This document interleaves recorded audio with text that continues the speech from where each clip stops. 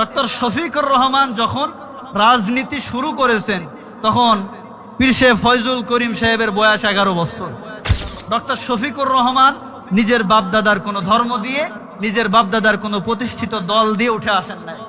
Doctor Shafiqur Rahman সেই জামাতের শুরু থেকে আজ পর্যন্ত 1984 সাল থেকে নিয়ে আজ পর্যন্ত ধাপে ধাপে ধাপে ধাপে আস্তে আস্তে এখন সে জামাতের আমির। কিন্তু ফয়জুল করিম সাহেব, পীর সাহেব হুজুর, আপনি তো বাপদাদার ধর্ম নিয়ে, বাপদাদার প্রতিষ্ঠিত দল নিয়ে আপনি মাঠে নামছেন। আপনার যে আর 11-13টা ভাই আছে তাদেরকে তো কেউ চেনে না, আপনাকে চেনে আপনার বাবার, আপনার দাদার বদৌলতে। আর ওই যে ঘন ঘন বান মাছের গল্প আপনারা শোনান, যার কারণে মানুষ আপনাদেরকে চেনে। মুরিদের টাকা দিয়ে পকেট ভরা যায়, কিন্তু জান্নাত পাওয়া অত সোজা না। আল্লাহ রসুল সাল্লাল্লাহু আলাইহি সাল্লাম যে ইসলাম, যে ধর্ম আমাদের মাঝে রেখে গেছে, আল্লাহ রসুল সাল্লাল্লাহু আলাইহি সাল্লাম বলেছেন, লান তাদিল্লু মা তামাসসাকতুম বিহিমা কিতাবাল্লাহি ওয়া সুন্নতি রাসূলি। তোমরা যদি দুইটা জিনিসকে অনুসরণ করো, একটা জিনিস হলো আল্লাহর কোরআন, দ্বিতীয়টি হলো আমার হাদিসকে যদি তোমরা অনুসরণ করো, তোমরা কখনো পথভ্রষ্ট হবে না।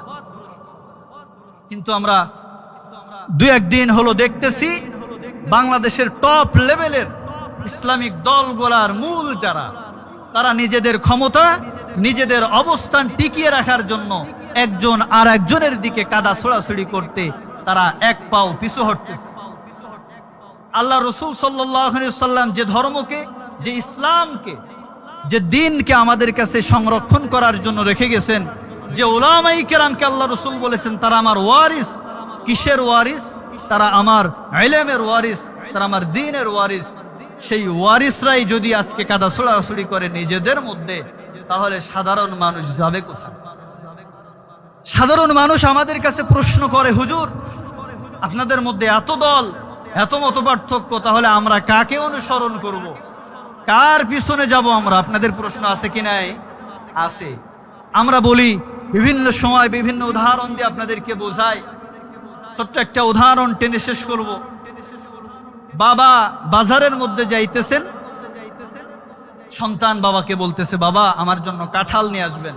কি নিয়ে আসবেন? কাঁঠাল নিয়ে আসবেন। বাবা বাজার থেকে কাঁঠাল নিয়ে আসার পরে ছেলের সামনে যখন কাঁঠাল ভাঙতেছেন, কাঁঠাল ভাঙ্গার আগেই কাঁঠালের উপরে কি দেখা যায়? কাটা কাটা দেখা যায়। এটাকে কি বলি আমরা? সুবরা বলি নাকি ছাল? সন্তান বলতেছে, বাবা তোমাকে বললাম কাঁঠাল আনার জন্য, তুমি কি কাটা আনলা? বাবা বলতেছে, এটাও কাঁঠাল, এটা হলো কাঁঠালের ছাল। ছাল উপড়ানোর পরে ভিতরে দেখা যায় শ্বাস। সন্তান বলতেছে, বাবা তোমাকে বলেছিলাম কাঁঠাল আনতে, তুমি এ কি আনলা? বলে, বাবা এটাও কাঁঠাল। শ্বাস সরানোর পরে লম্বা একখান পড়ে থাকে, কি বলে ওইটারে? সন্তান বলতেছে, বাবা তোমাকে বললাম কাঁঠাল আনতে, এইটা আবার কি আনছে? শ্বাস খাওয়ার পরে ভিতরে বিসি আটি। বলে, বাবা তোমাকে বললাম কাঁঠাল আনতে, তুমি কি আনলা? বাবা বলতেছে, বাবা এই সবগুলো মিলিয়েই কি কাঁঠাল, কোনোটা বাদে কোনোটা কাঁঠাল পরিপূর্ণ হয় না। সুতরাং ইসলামিক যতগুলো দল আছে সকলেই ইসলামের সঠিক কথা, কোরআনের কথা, হাদিসের কথাই বলে, কোরআন হাদিসের বাহিরে কেউ বলে না। সুতরাং সবগুলোই সত্য। এখন মূল যে কথাটা আমি আপনাদেরকে স্পষ্ট করে বলি, আপনারা হয়তো অনেকেই জানেন না, বর্তমানে দুইটি দল, চরমনাই এবং হেফাজত ইসলাম। চরমনার পীর সাহেব নাইবে আমির যিনি ফয়জুল করিম সাহেব এবং আল্লামা মামুনুল হক সাহেব। ফয়জুল করিম সাহেব জুলাই চলে গেছে, 2 বছর হয়ে গেছে, উনি এখনো সেই জুলাই নিয়ে পড়ে আছে, এখনো সেই জুলাই নিয়েই কাদা ছোড়াছুড়ি। উনি এখনো বলতে চায়, আমি জুলাই আন্দোলন করেছি, আমি জুলাইয়ের বীর, আমি জুলাইয়ের মুক্তিযোদ্ধা। ঠিক আছে, আপনি জুলাই আন্দোলন করেছেন, জুলাই আন্দোলনের অগ্র কাতারে আপনি ছিলেন, সামনের কাতারে আপনি ছিলেন, তাই বলে আপনি আর একজনের গায়ে কাদা ছুটতে পারেন না। আপনি জুলাই আন্দোলনকে আঞ্জাম দিয়েছেন, সুতরাং আপনি জুলাই যোদ্ধা বলে যে আপনি আর একজনকে হেয় প্রতিপূর্ণ করবেন, সরাসরি গালি দিবেন, এটা আপনার মুখ থেকে মানায় না। আপনি এত বড় একটি প্রতিষ্ঠিত দলের একজন নেতা, আপনার মুখে কথা মানায় না। এই কথার প্রেক্ষাপটে আল্লামা মামুনুল হক সাহেব স্ট্যাটাস দিয়েছেন কিছু কথা, তার ভিতর অন্যতম কিছু কথা যে ফ্যাসিস্ট সরকারের সময় চরমোনাই ফ্যাসিস্ট সরকারের দালালি করেছে, এই কথাটা কিছু ইঙ্গিতপূর্ণ কথা বলার কারণে সারা বাংলাদেশে ফেসবুকে, ইউটিউবে, ইনস্টাগ্রামে সব জায়গায় এই মুরিদেরা, এই ভক্তরা একজন আর একজনের গালাগালি, কাদা ছোড়াছুড়ি চলতেছে। এর দ্বারা লাভ কি?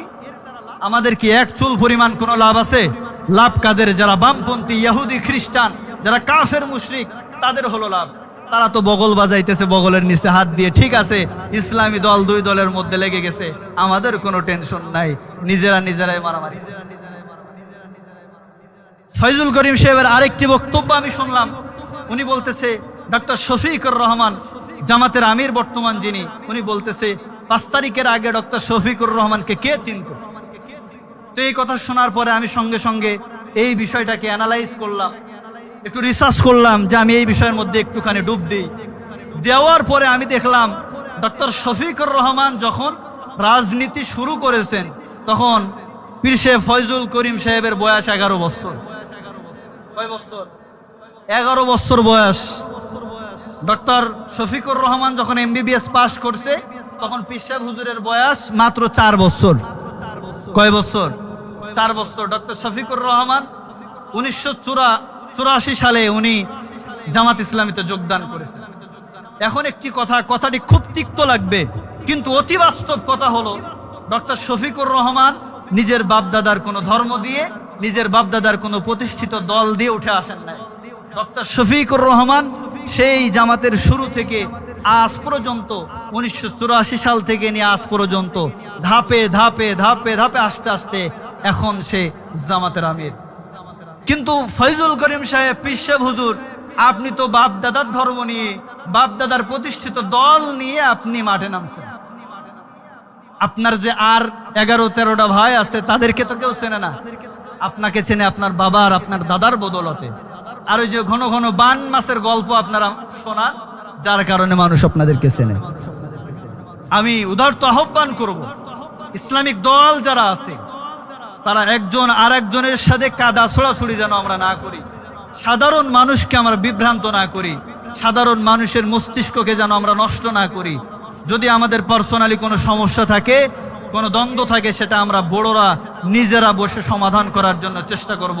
আল্লাহ রাব্বুল আলামিন আমাদের বড়দেরকে এই জিনিসগুলো বুঝবার মতো তৌফিক দান করে। সকলে বলেন আমিন। ওয়া আখিরু দাওয়ানা আনিল হামদুলিল্লাহি রাব্বিল আলামিন। সকলে সুন্নাত নামাজ আদায় করি।